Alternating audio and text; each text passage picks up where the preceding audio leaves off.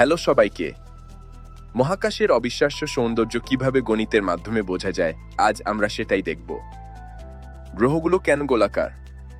কারণ মহাকর্ষের চাপে বস্তু যখন সংকুচিত হয় তখন তা একটি গোলক তৈরি করে, যেখানে পাই বা লুকিয়ে থাকে।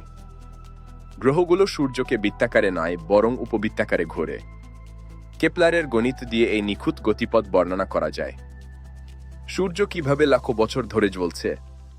আইনস্টাইনের এই ছোট্ট সমীকরণটি তার জীবনের গাণিতিক চাবিকাঠি।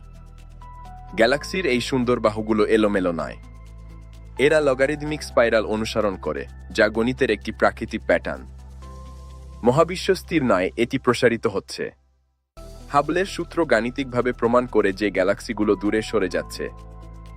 সবকিছুর অন্তরালে গণিতই হল মহাবিশ্বের গোপন ভাষা। বিজ্ঞান আর সৌন্দর্যের এই মিলন সত্যি অসাধারণ। ভালো লাগলে সাবস্ক্রাইব করুন। অসংখ্য ধন্যবাদ।